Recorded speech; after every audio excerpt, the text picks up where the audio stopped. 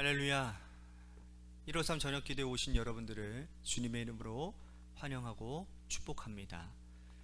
오늘도 주의 말씀 안에서 또 주님께서 우리들에게 말씀하신 뜻 안에서 나 자신을 죽이고 주님의 뜻 가운데 굴복하며 순종함으로 나아갈 때에 주님이 우리들을 위로해 주시고 또 세상에서 경험할 수 없는 평안을 얻게 되는 은혜가 있는 줄로 믿습니다. 오늘 이 시간 우리들의 모든 삶의 영역 가운데서 위로하실 주님 바라보며 우리 같이 찬양했으면 좋겠습니다. 슬픈 마음 있는 자, 몸과 병원 병든 자 누구든지 부르시오, 예수 이름 부르시오.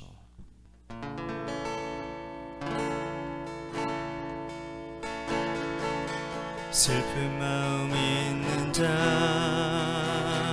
몸과 영혼 병든 자 누구든지 부르시오, 예수 이름 부르시오. 그 이름을 믿는 자, 그 이름을 부르는 자, 그가 어떤 사람이든 그는 구원 얻으리. 예수 예수 오 능력의 그 이름 예수 나 외쳐 부르네. 예수 예수 오 구원의 그 이름 예수 나 외쳐 부르네. 예수 그리스도 은가금 내게 없으나 나 가진 것 너에게 주니. 능력의 이름 예수라 그 이름을 붙드시오. 그 이름을 믿는 자, 그 이름을 외치는 자, 그가 어떤 사람이든 그는 주의 영광 보리라. 예수 예수 예수 오 능력의 그 이름 예수 나 외쳐 부르네. 예수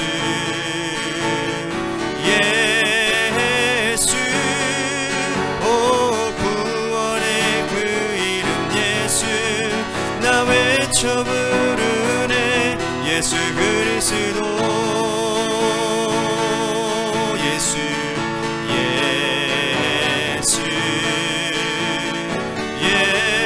예수 오 능력의 그 이름 예수 나 외쳐 부르네. 예수 예수 오 구원의 그 이름 예수 나 외쳐 부르네. 예수 그리스도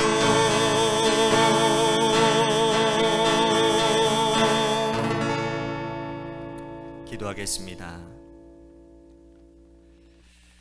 할렐루야. 사랑이 많으신 아버지 하나님, 은혜와 사랑에 감사를 드립니다. 오늘도 우리들이 예수 이름 부르며 하나님 그 예수의 이름으로 예수님이 우리를 불러주심으로 하나님 이 자리에 나와 세상 가운데서 하나님 수많은 어려움 가운데서 위로만 받는 이 시간이 되기를 간절히 소원합니다. 슬픈 마음 있는 자, 몸과 영혼 병든 자 누구든지 부르시오, 예수 이름 부르시오. 오늘 이 저녁 시간이 그 예수 이름을 부르고 주님이 우리를 회복시켜 주시는 위로함을 얻는 귀한 시간 되도록 이 시간을 사용하여 주옵소서. 사랑이 많으신 예수님 이름 받들어 간절히 축복하며 기도하옵나이다. 아멘. 오늘 이 저녁 시간에 하나님이 우리에게 주신 말씀 보도록 합니다. 로마서 15장 1절서부터 13절 말씀까지 보겠습니다. 로마서 15장 1절에서 13절 말씀까지 우리가 같이 한 목소리로 다 함께 봉독하겠습니다. 시작. 믿음이 강한 우리는 마땅히 믿음이 약한 자의 약점을 담당하고 자기를 기쁘게 하지 아니할 것이라. 우리 각 사람이 이웃을 기쁘게 하되 선을 이루고 덕을 세우도록 할지니라. 그리스도께서도 자기를 기뻐하지 아니하셨나니 기록된 바 주를 비방하는 자들의 비방이 내게 미쳤나이다 함과 같으니라. 무엇이든지 전에 기록된 바는 우리의 교훈을 위하여 기록된 것이니 우리로 하여금 인내로 또는 성경의 위로로 소망을 가지게 함이니이다. 이제 인내와 위로의 하나님이 너희로 그리스도 예수를 본받아 서로 뜻이 같게 하여 주사 한 마음과 한 입으로 하나님 곧 우리 주 예수 그리스도의 아버지께 영광을 돌리게 하려 하노라. 그러므로 그리스도께서 우리를 받아 하나님께 영광을 돌리심과 같이 너희도 서로 받으라. 내가 말하노니 그리스도께서 하나님의 진실하심을 위하여 할례의 추종자가 되셨으니 이는 조상들에게 주신 약속들을 견고하게 하시고 이방인들도 그 긍휼하심으로 말미암아 하나님께 영광을 돌리게 하려 하심이라 기록된 바 그러므로 내가 열방 중에서 주께 감사하고 주의 이름을 찬송하리로다 함과 같으니라. 또 이르되 열방들아 주의 백성과 함께 즐거워하라 하였으며 또 모든 열방들아 주를 찬양하며 모든 백성들아 그를 찬송하라 하였으며 또 이사야가 이르되 이새의 뿌리 곧 열방을 다스리기 위하여 일어나시는 이가 있으리니 열방이 그에게 소망을 두리라 하였느니라. 소망의 하나님이 모든 기쁨과 평강을 믿음 안에서 너희에게 충만하게 하사 성령의 능력으로 소망이 넘치게 하시기를 원하노라. 아멘. 오늘 이 저녁 시간에도 하나님의 은혜를 사모하셔서 이 자리에 나오신 여러분들에게 하나님의 신령한 은혜와 축복이 함께 하시기를 바라겠습니다. 요즘에 여러 사람들이 학교에 필요가 있느냐라고 말을 합니다. 즉 학교 무용론을 주장하는 사람들이 갈수록 많아지고 있지요. 이들이 이렇게 주장하는 이유는 몇 가지가 있는데요. 학교 교사들의 권위가 예전 같지 않아서 학생들에게 학업을 전달하는 일이 이전처럼 용이하지 않고, 그리고 학생들 또한 학업 태도가 별로 좋지가 않다라는 겁니다. 그래서 학업을 예전에는 학교에서만 이렇게 공부를 가르치던 시기였는데 이제는 학교를 넘어서서 다른 방도로 이제는 인터넷이라든지 학원이라든지 그런 쪽이 더욱더 그런 수업받는 비중들이 더 커지다 보니 학교에 가야 되느냐라고 하는 주장이 있다라는 겁니다. 그리고 학교에 가면 왕따라는 것도 있고 또 예전 같지 않아서 학교는 배움의 산실이 되지 못한다라는 생각을 가지고 있는 것이죠. 자, 일견 얼핏 보면 맞는 말 같기는 한데, 그런데 이런 생각은 상당히 위험한 생각이죠. 왜냐하면 학교 공동체에서는 학업만 배우는 것이 아니기 때문입니다. 학생들이 학교에 가서 자신과 생각을 달리하고 환경이 다른 여러 친구들을 만나게 되죠. 그 친구들과 함께 부대끼며 그리고 자신의 모난 부분이 갈고 닦여져 나아갑니다. 그렇게 오랜 세월 동안 학교에서 공동체의 일원으로 성장하고 자라다가 사회로 나아가는 것이죠. 사회에 나아가면 훨씬 더 다양한 사람들이 있을 겁니다. 그때 그들과 함께 공동체 생활을 영위하고 문제없이 함께 부대끼고 살아가기 위해서는 이 학교 안에서의 공동체의 경험이 굉장히 중요한 자산이 되기 때문이라는 것이죠. 여러분, 교회 공동체는 어떻습니까? 교회 공동체는 학교와는 비교할 수 없는 다양한 사람들이 모이는 곳입니다. 사람들은 이렇게 생각합니다. 교회 공동체 생활을 꼭 굳이 해야 되는가? 예배만 드리면 되지 않는 것인가? 신앙생활은 나와 하나님과의 1:1 관계인데 교회라는 것 없이 그저 내가 하나님과 관계 맺고 믿음 생활하면 더 가치 있는 것은 아닌가? 시간 절약할 수 있는 것 아닌가? 라고 하는 생각을 하지요. 하지만 이것은 지극히 편협하고 잘못된 생각입니다. 신앙생활은 위로는 하나님과의 관계이고 아래로는 이웃과의 관계입니다. 두 가지가 함께 공통적으로 균형을 잡아서 이루어져 나아가야 된다는 것이죠. 이것이 아름답고 정상적인 신앙생활이라는 겁니다. 말씀을 통해서 배우고 깨닫게 된 것을 공동체를 통해서 확인받아야 되는 것이죠.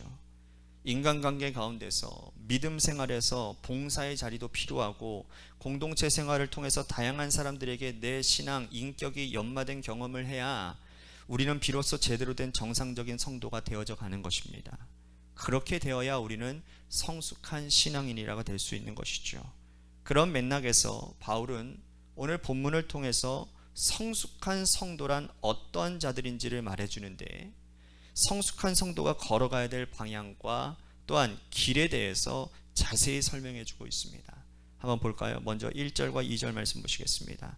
믿음이 강한 우리는 마땅히 믿음이 약한 자의 약점을 당당하고 자기를 기쁘게 하지 아니할 것이라.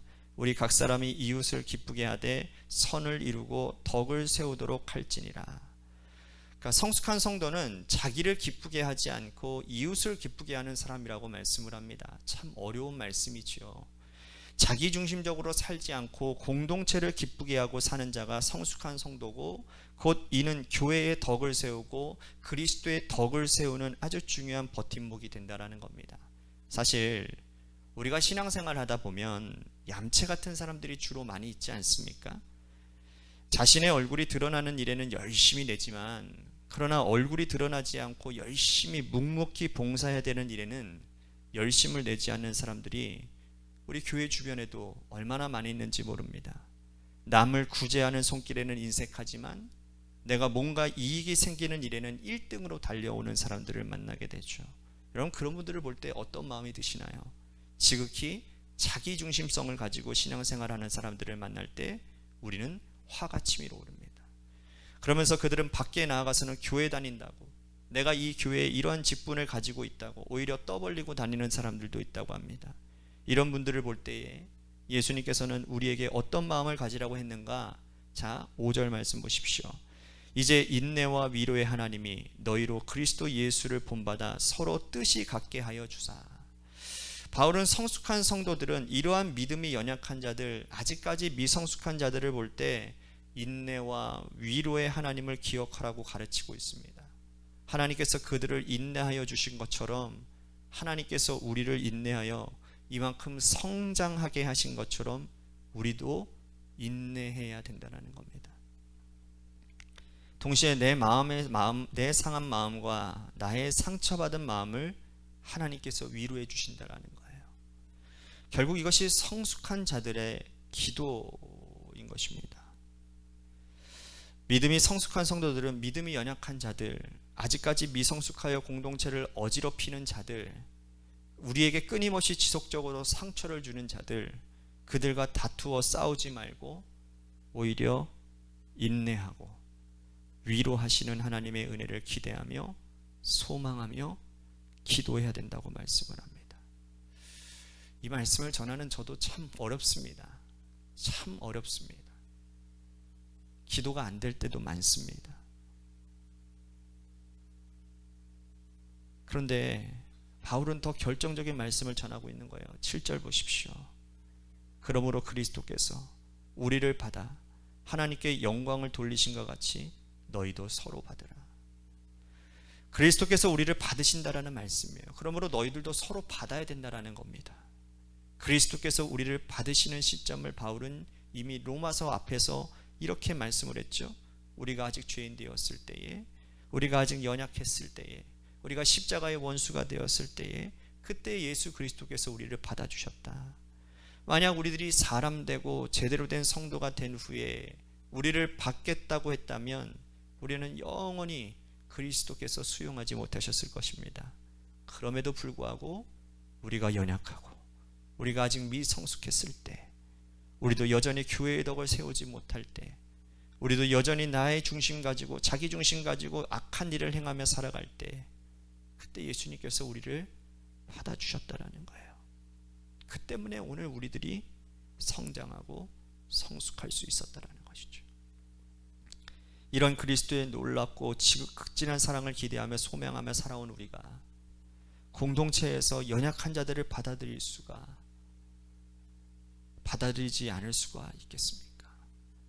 예수님께서 나에게 베풀어 주신 놀라운 은혜를 기억하며 우리는 1만 달란트 빚진 자들이니 우리가 서로 받는 것이 마땅하다라는 말씀이죠. 이런 맥락에서 우리가 지금까지 수용하지 못했던 사람들의 얼굴을 한 번씩 떠올려 봐야 될 것 같습니다. 하나님 앞에 회개하고 하나님 이제라도 적극적으로 수용하겠습니다. 받아들이겠습니다. 그들의 미성숙함과 모난 인격도 수용하고 받아들이는 넉넉한 사람이 되겠습니다. 이러한 결단이 오늘 우리 가운데 있어줘야 될 것입니다. 하나님, 찢겨진 빵과 부어지는 포도주가 되게 하여 주옵소서. 주님의 그 넉넉한 마음으로 하나님 그리스도의 사랑을 실천하는 자가 되게 하여 주옵소서. 우리 같이 오늘 말씀을 생각하면서 기도했으면 좋겠습니다. 또 한 가지 우리 같이 기도할 것은 우리 교회를 위해서 여러분들 기도해 주십시오. 주님의 교회가 주님의 복음 안에서 그리스도의 임재 안에서 그리스도의 사랑 안에서 굳건히 세워지게 하여 주옵시고 어떠한 악한 사단의 권세가 주님의 교회를 무너뜨리려고 하나님 엄습하고 있습니다. 주님의 교회를 지켜 보호해 주시고 하나님 인도해 주시어서 정말 올곧게 바로 서는 교회가 되어 더욱더 성장하는 그러한 교회로 삼아 주시옵소서. 여러분, 우리 교회를 위해서 기도하도록 합니다. 마지막으로 여러분들의 삶의 자녀와 여러분들의 자녀들을 위해서 기도합니다.